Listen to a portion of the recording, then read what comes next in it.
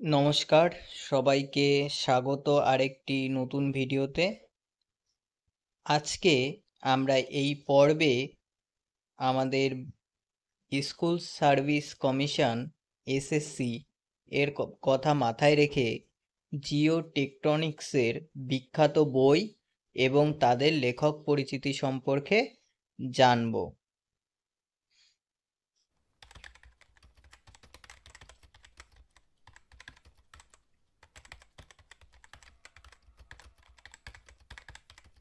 চলো তাহলে শুরু করা যাক। আমাদের প্রথম বইটি হলো আলফ্রেড ওয়েগনারের লেখা the origin of continents and Ocean's. বইটি 1914 সালে প্রথম জার্মান ভাষায় লেখা হয়েছিল, যার নাম ডাই এনথস্থাং দার কন্টিনেন্ট অ্যান্ড ওজিন। আলফ্রেড ওয়েগনার ছিলেন একজন জার্মান আবহবিদ এবং কন্টিনেন্টাল ড্রিপ তত্ত্বের প্রবক্তা। এই বইটিকে ইংরাজিতে অনুবাদ করা হয় 1924 সালে। আমাদের দ্বিতীয় বইটি হলো জন মিলনের লেখা earthquakes and other earth movements. John Milne ছিলেন একজন অধ্যাপক মাইনিং এবং জিওলজির। The Imperial College of Engineering কলেজের, যেটা জাপানের টোকিওতে অবস্থিত। এই জন মিলনেকে ফাদার অফ মডার্ন সেসমোলজি বলা হয়। এই বইটি থেকে আমরা প্রথমে সেসমিওমেট্রি যন্ত্র সম্পর্কে জানতে পারি, পরে আর্থকোয়েক মোশন, আর্থকোয়েক এফেক্ট এবং determination of earthquake origin, distribution of earthquake, causes of earthquake, earthquake prediction and warning সম্পর্কে জানতে পারি। আমাদের তৃতীয় বইটি হলো the climate of the geological past, যার লেখক হলেন ওয়াদিমির কোপেন। ইনি একজন রাশিয়া জার্মান আবহবিদ। পৃথিবীব্যাপী বিশ্ব জলবায়ুর শ্রেণীকরণ করেন। সেকেন্ড যিনি এই বইটির লেখক, তিনি হলেন আলফ্রেড ওয়েগনার, যিনি একজন জার্মান আবহবিদ এবং কন্টিনেন্টাল ড্রিপ তত্ত্বের জনক। এই বইটি প্রকাশিত হয় 1924 সালে। এই বইটি থেকে আমরা আর্লি পেলিও ক্লাইমেটোলজিক্যাল রিসার্চ সম্পর্কে জানতে পারি, অর্থাৎ পুরা জলবায়ু তত্ত্ব সম্পর্কে জানতে পারি। আমাদের পরের বইটির নাম হলো নোভাম অর্গানাম, যেটি লিখেছেন ফ্রান্সিস বেকন।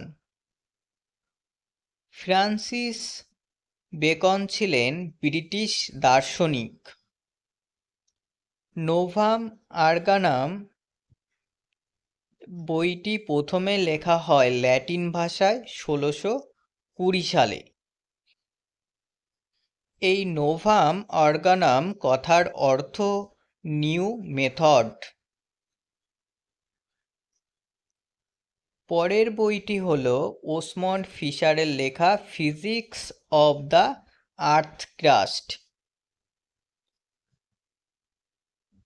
বইটি 1881 সালে প্রকাশিত হয়।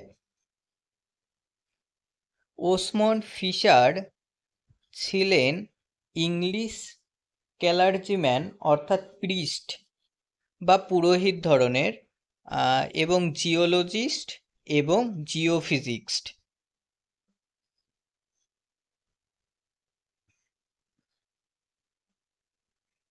তিনি এই বইটিতে আর্থ অর্থাৎ পৃথিবীর বিভিন্ন গঠন এবং ভাসমানতার সম্পর্কে বিবরণ দেন।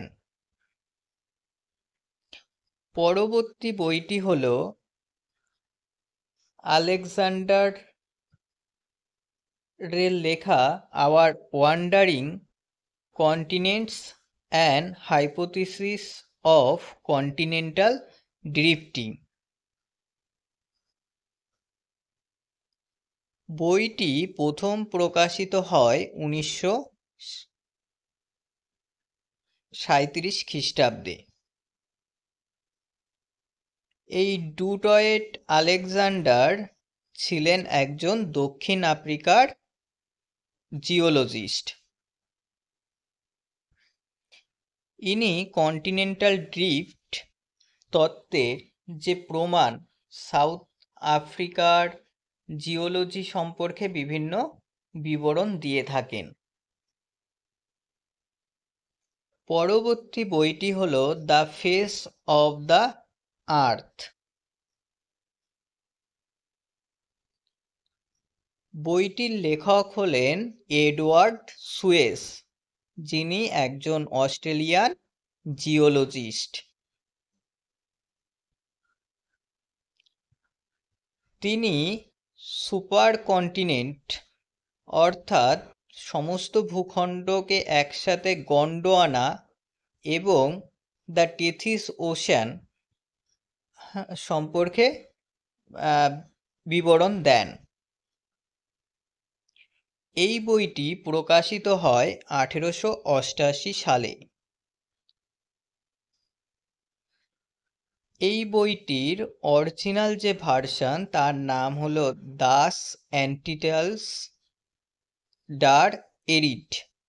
এই বইটি মোট 4টি খণ্ডে বের করা হয়।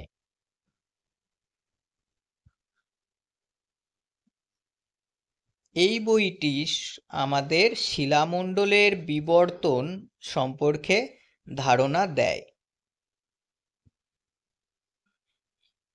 আমাদের পরবর্তী বইটি হল দ্য বাউ টার এরিডি, লিখেছেন লিওপোল্ড কোবার। এই বইটি লেখা হয় জার্মান ভাষায়। এটি পৃথিবীর গঠন সম্পর্কে বিবরণ দেয়। লিওপোল্ড কোবার হলেন একজন অস্ট্রেলিয়ান জিওলজিস্ট, যার বিখ্যাত তত্ত্বটি হল জিওসিনক্লাইন তত্ত্ব। পরবর্তী বইটির নাম হল আওয়ার মোবাইল আর্থ, লিখেছেন ড্যালি। এটি 1926 খ্রিস্টাব্দে ইংরাজি ভাষাতেই প্রথম প্রকাশিত হয়। ড্যালি ছিলেন একজন কানাডিয়ান জিওলজিস্ট। তিনি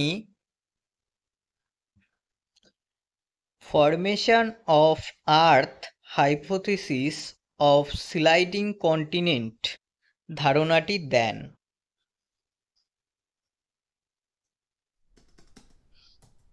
ধন্যবাদ।